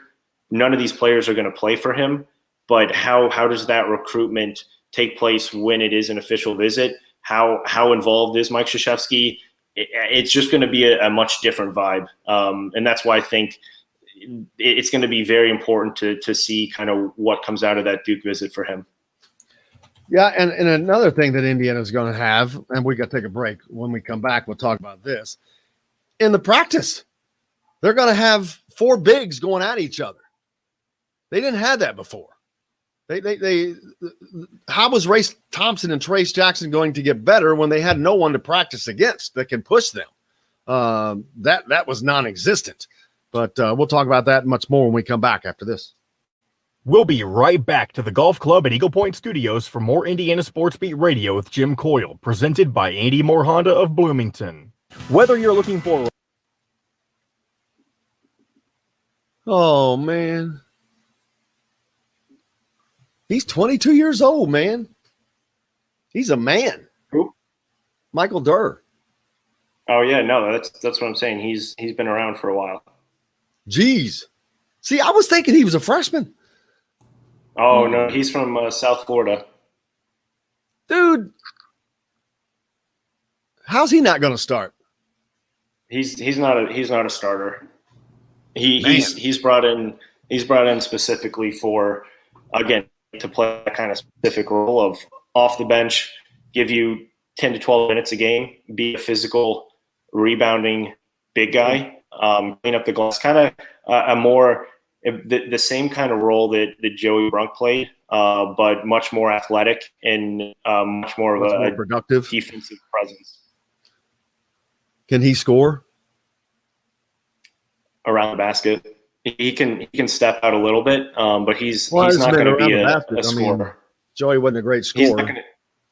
He's not going to be that's not his role. Just get the ball for this team. If he has to, he's like a 6 point per game career scorer. He averaged 8.5 or 9 last year. Led a team in scoring last year with 9 a game, but he's not going to. If you're relying on him to give you that same production, then I think Indiana either missed the boat in terms of what they're getting out of some of those other big guys, or just in terms of the overall skill of the team. You think Race Thompson will start? I don't know if Race Thompson will start. I don't know if 2 bigs are going to start. I think a lot's going to depend on the development. Three guards and a wing. but yeah, and see what the development of both of those jump shots, Race Thompson and Jackson Davis, look like going into the season. But again, I think you're going to see tons of different starting lineups throughout the year.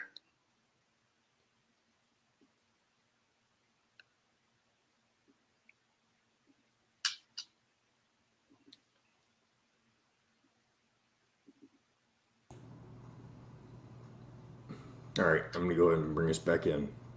Hoosier fans, whether you're looking for a new or a used vehicle, Andy Moore Honda of Bloomington's got you covered. They're Bloomington's #1 Honda dealer for a reason. For deals like this, how about a new 2020 Honda Civic LX front-wheel drive lease for just $180 a month, or a new 2021 Honda Accord LX front-wheel drive lease for just $270 a month. Andy Moore Honda Bloomington, Bloomington's #1 Honda dealer. Come see us at the all-new Andy Moore Honda, now in Bloomington. This segment is brought to you by Andy Moore Honda of Bloomington.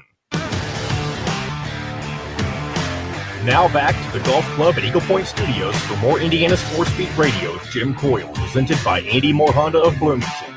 Here's Jim Coyle. Happy Friday. Welcome back. Indiana Sports Beat. Alec Lasley from thehoosier.com is with us. Make sure you go to thehoosier.com and sign up. I think they have free. It's free. What deal you got going on, Alec?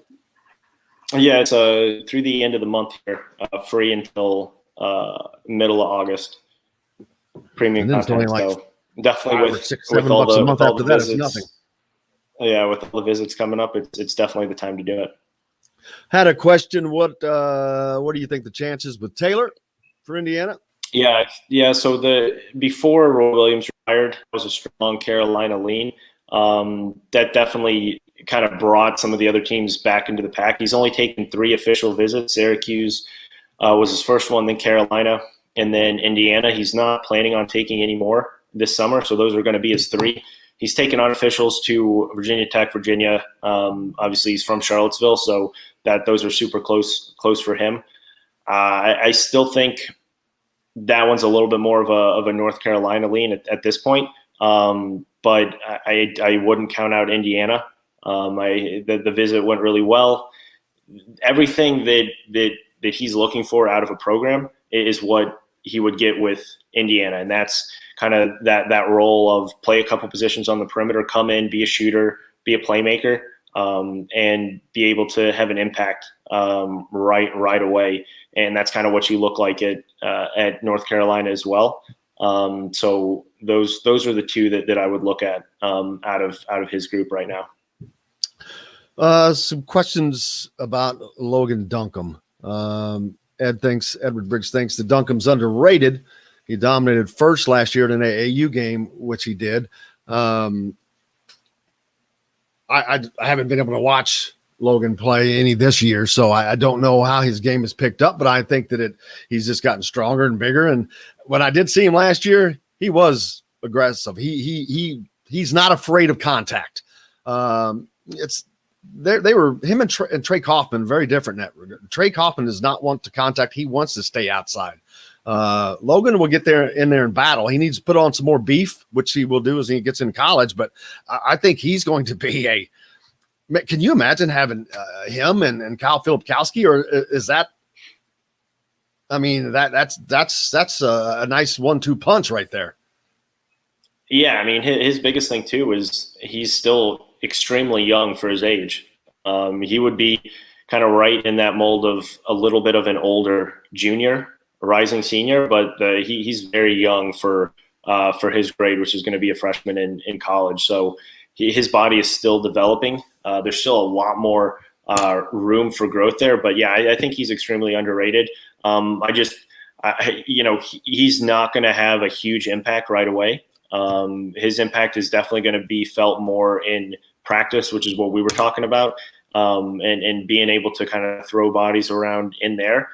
But I don't see a huge impact right away as a freshman, just because he still needs to grow, still needs to develop his body. But I think that sophomore year hits, and I think you see a huge jump in kind of what he's able to do. But I think Indiana fans are going to love him for years, and I think you're going to see him as someone who multiple Big Ten teams do not want to face as a junior and senior.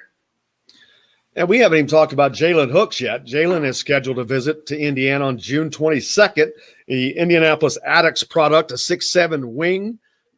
There's another great in-state talent that's going to be visiting Indiana this month.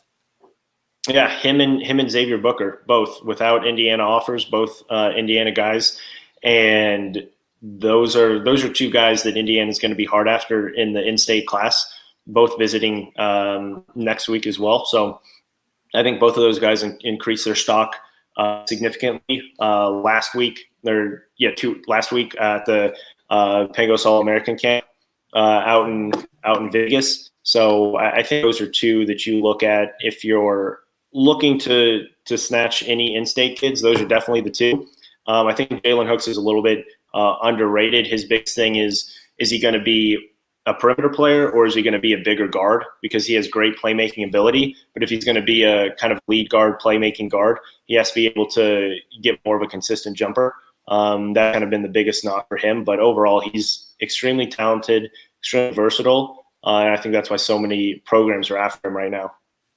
One thing Todd mentioned that he would love to see is still to find these diamonds in the rough, the OG Anunobis, the Victor Oladipos of the world. And even the Calvert Cheneys. Calvert was not a high recruit. Todd tells us all the time, we didn't know what he was going to do. And all of a sudden, we didn't know he was going to be the all-time leading scorer in the Big Ten. He just became that.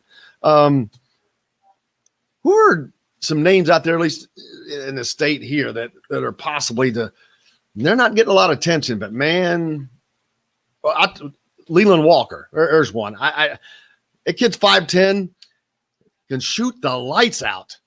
But I think that he could have played on an Indiana team a few years ago, but I don't think going forward that's going to be the case. And it's nothing against him at all. I just think that the system is just going to be different enough where that's not going to happen in Indiana. But he's an interesting case. The dude can shoot the lights out of the ball.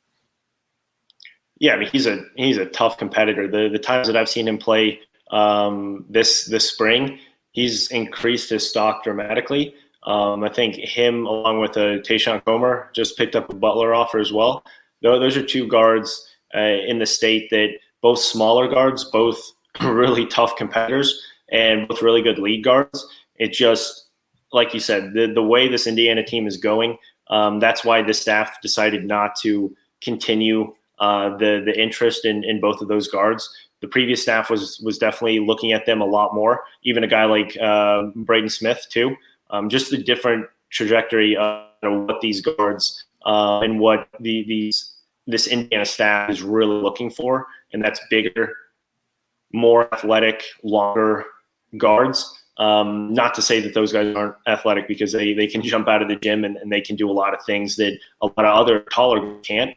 But I think just the overall point of emphasis that Indiana wants to have guards who can play multiple positions. You're kind of stuck with, a 5'9", 5'10", even 6' guard who may not be able to play in guard out on the perimeter.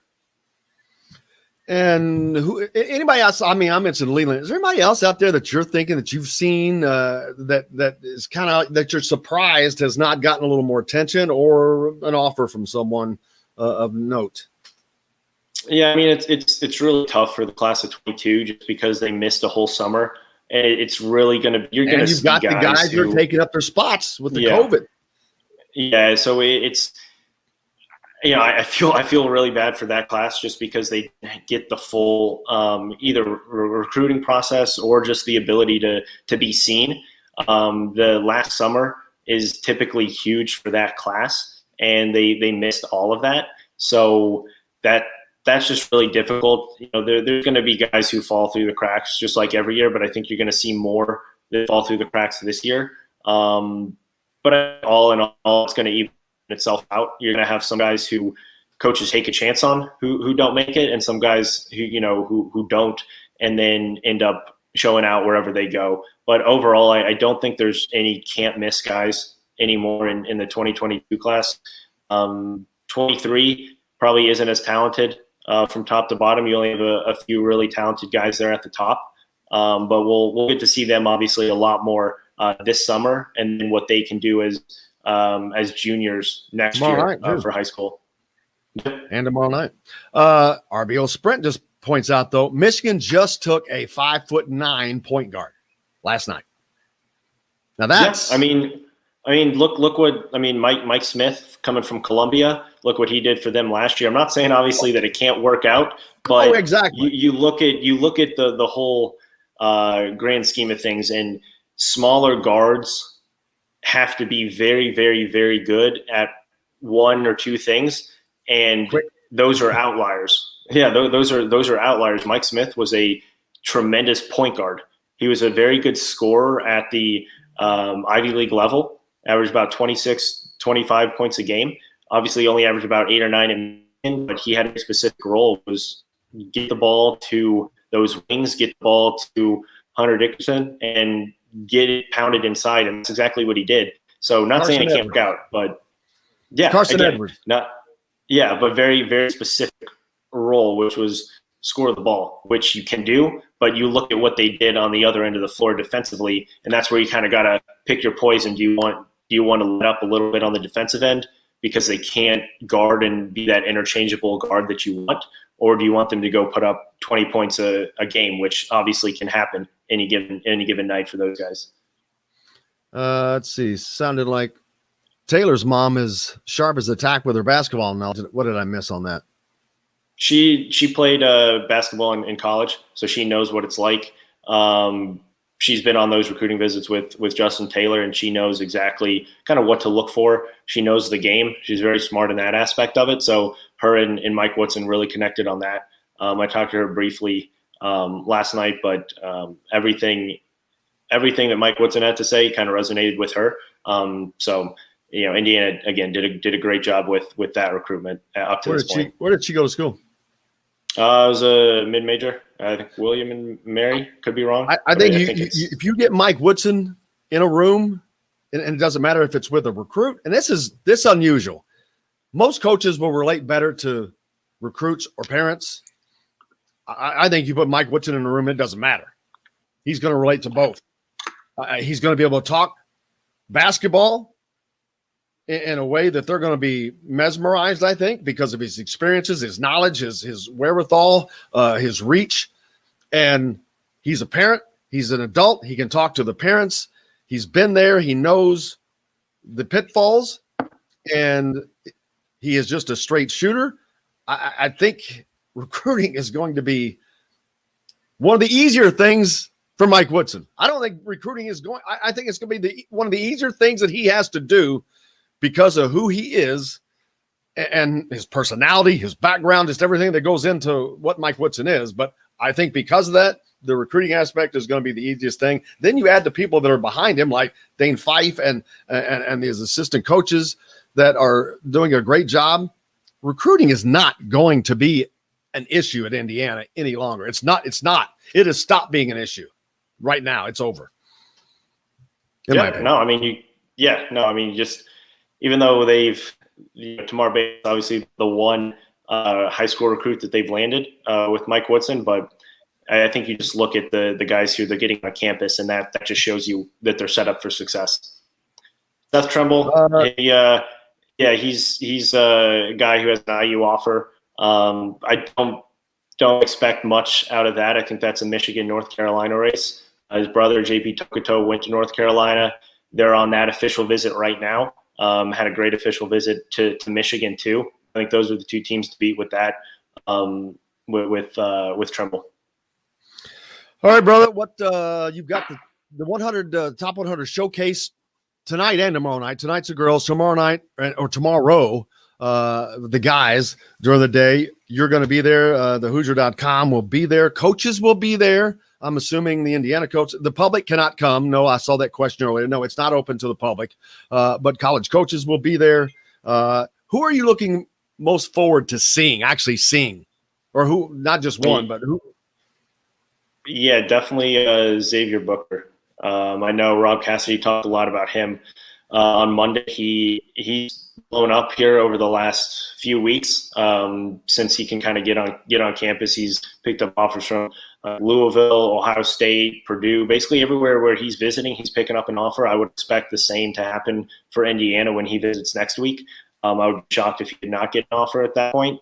But he's one of those guys where didn't play a lot for Cathedral last year, and just one of these really raw, super athletic guys who is kind of like Kyle Filipowski, who can do a lot with the ball as a 6'9", 6'10" guy. So I'm really excited to see what he can do tomorrow in either some of these drills, but then in also some of the games. I really believe that for these kids like Xavier Booker, Jalen Washington, well, maybe not Jalen Washington because it's still in great demand, but these guys, I think Indiana is going to become the place to where the top kids try to get the spot before some other kids that would normally have made it here. I think it is going to change that regard, man. I really do. Alec, I can't thank you enough. Make sure you go to thehoosier.com and give Alec Lasley a follow. Thanks a lot. He's on top of it all. Appreciate you. Appreciate it, guys. Have a great day, brother. We got more coming up. We'll finish out the show when we come back.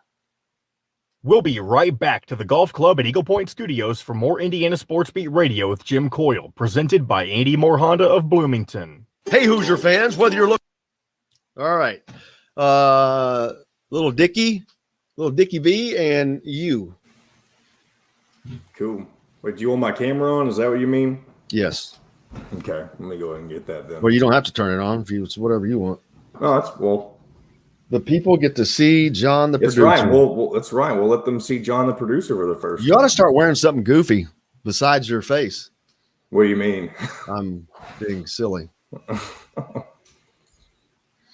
Everybody's been asking where the visor is, man. So with Dickie V, we have his clip on Bob Knight, the return, and then we have two different ones about Mike Woodson and his comments about the transfer portal as well. Those last two. The last two, which one? The last two that you said. So there's two on Mike Woodson. Oh.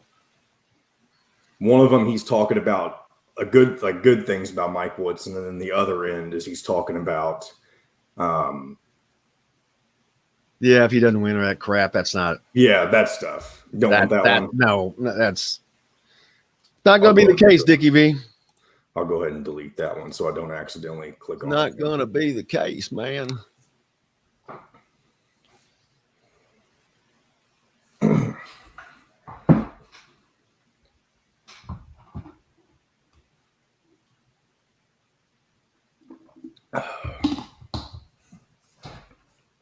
Man, you're not supposed to be drinking this early.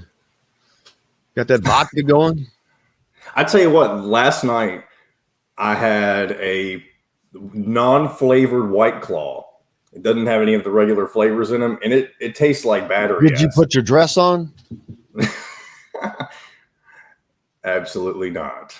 I was making fun of somebody else the other day for that. It may have been Scott Laskowski. We should ask Alec if he likes White Claws. Who? Alec. Oh, because he's. Oh, they're actually. You know, I don't drink much, but they're okay. I mean, it's like water with. Dude, they're not a sponsor yet, but this Aurora thing, I truly believe it works. Hey, I hope I never have sleep apnea, but hey, when I get older, I might. Well, let me tell you, I've seen people have to wear those. Here, if you want to do a quick little live thing, we're coming back in 10 seconds. I'm going to, but I mean, Who's to go with? Plan a day on the links at Eagle Point in Bloomington, then stay for dinner at Sam's Clubhouse. Sam's Restaurants, professionals in the art of food and drink. This segment is brought to you by Bubba's 33 in Clarksville. Pizza, burgers, beer. Now back to the Golf Club at Eagle Point Studios for more Indiana Sports Beat Radio with Jim Coyle, presented by Andy Moore Honda of Bloomington. Here's Jim Coyle. how is your Friday going? Ready to get it out and get started? I am looking forward to the weekend. earlier this week, and they're not a sponsor on. I went up to see my friends at Aurora Sleep Clinic, Dr. Steve Green, Bob Knight's first recruit, and Brian Evans. And if you have sleep apnea or snoring, things like that, instead of having to wear that BiPAP, CPAP, the big mask with the elephant trunk looking thing, that space alien thing that you got to hook to a machine and all that, man, I really believe this works. I've done it for 3 days, and you record yourself at night and you kind of keep adjusting till you find the sweet spot. I think I found it last night, but all it is this. It looks like a retainer you put. It's like teeth whitening trays. Yeah. Boom. There's a hook that hooks together, and that's it.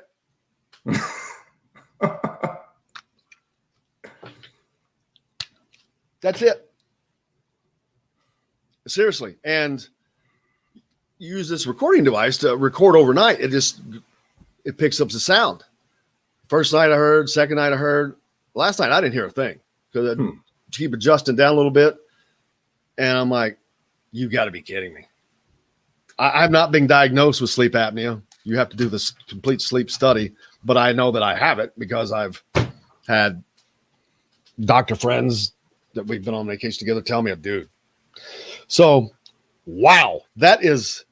I'm waiting till I'm going to do it like for 7 days, but right now I'm already color me impressed unbelievably.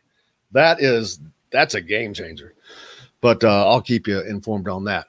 The NBA is going on. We got a game 7, baby, in the Brooklyn Nets and Milwaukee Bucks. Where is the game 7 going to be played?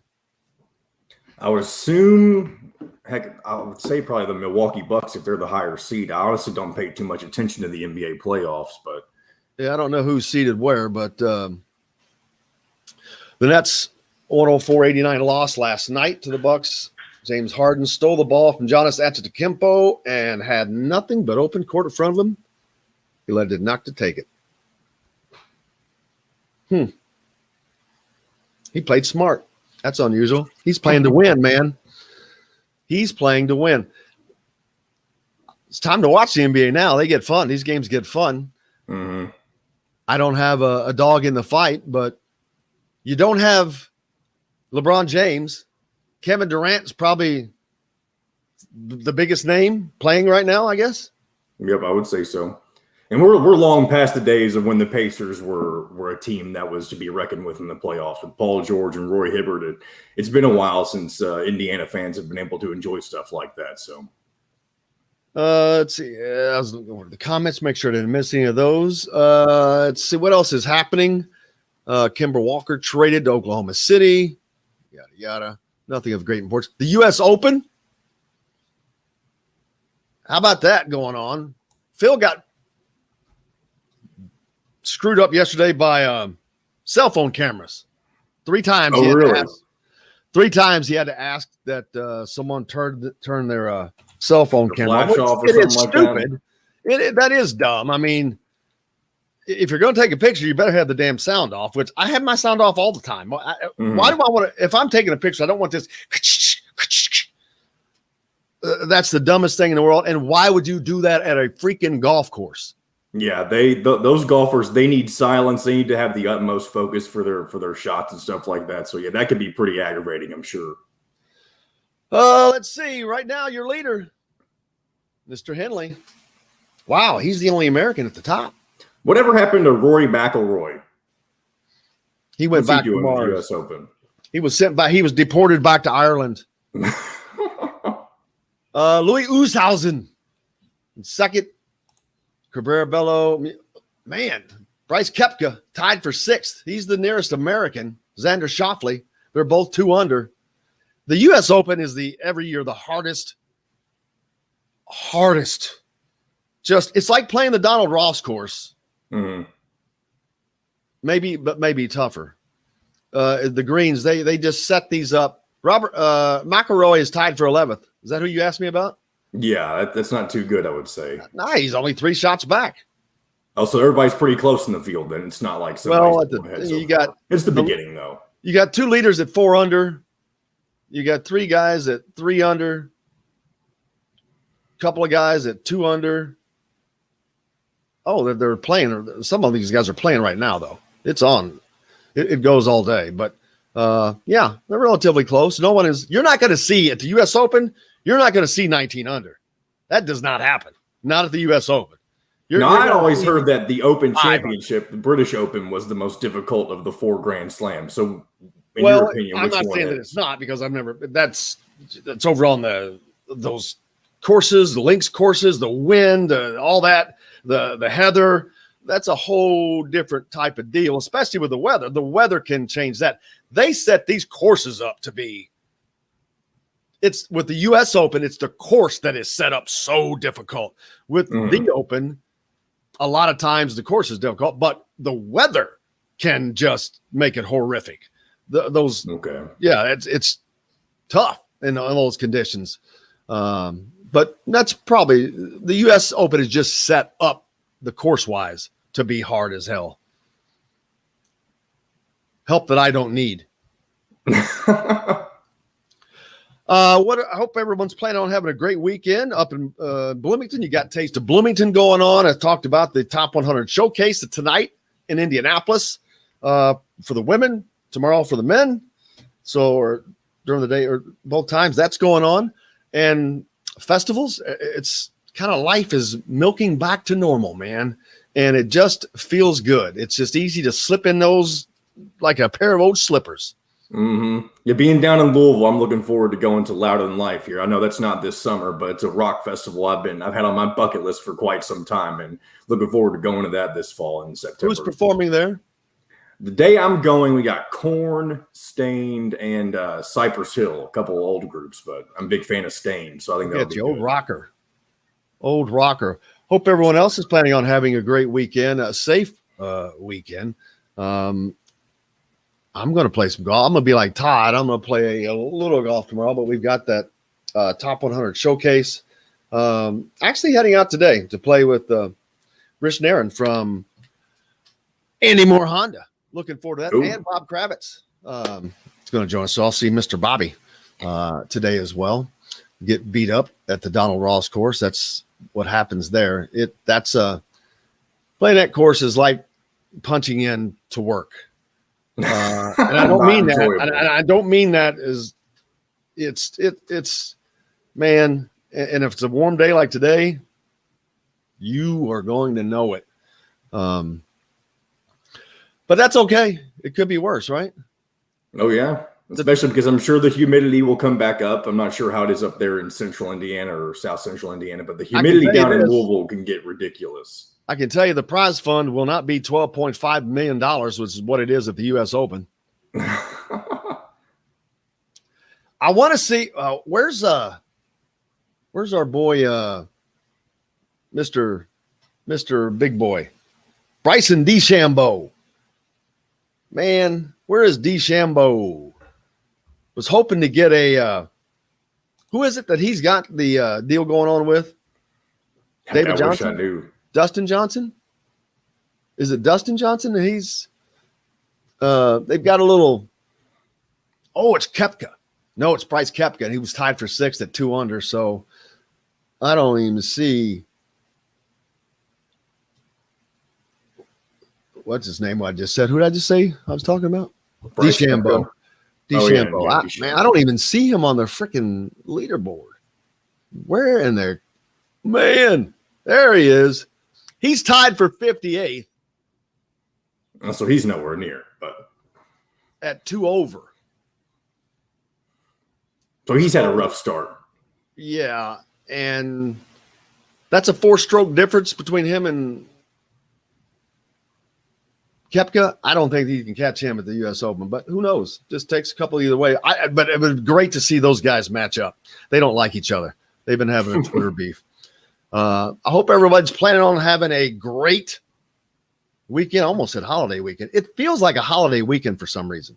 Well, technically, starting next year, they made Juneteenth a national holiday. So, I mean, it could be a holiday weekend in the future, if you know what Juneteenth is. The end of slavery. Celebrates the end of slavery. Yep. What day is the 13th? The 19th, tomorrow. But starting next year becomes a federal holiday. Looking forward to that. Getting off. That's about it, man. It was a great day. Great to have Todd on. It was fun. Haven't gotten to talk to him about Mike Woodson and crew and all that. Great to have him back on. People love that. Love Alec. A ton of information. Make sure you go to thehoosier.com, get signed up. They've got free premium content now through the end of the month. But I hope you have a great weekend as well, John, the producer. Most importantly, I hope you guys do, because without you, there is nothing here for us, and you guys are always there to support us, and we appreciate you more than anything. Go out and have yourselves an incredibly great, fun weekend. I'm hoping to do the same. For John and Todd and Alec, I'm Jim Coyle. I will see you until Monday. I will see you on the radio.